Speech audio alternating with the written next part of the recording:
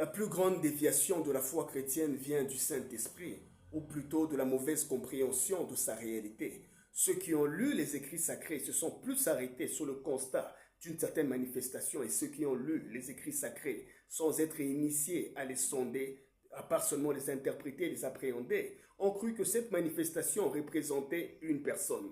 Raison pour laquelle tu entends dans les églises, ils disent que le Saint-Esprit c'est une personne et ça a été la plus grande erreur de la foi chrétienne parce qu'ils ont confondu conviction de cœur avec esprit de Dieu, juste parce qu'ils étaient remplis d'énergie qu'on appelle onction et dans ce manque de contrôle, quand on est un peu ivre de la plénitude d'énergie, influencé par les certitudes historiques, c'est qu'on a entendu dans la Bible, on se prend un peu pour Élie, pour Jacob, pour Paul, pour Jésus, et beaucoup ont parlé à la place d'un Dieu qui n'a pas parlé par eux.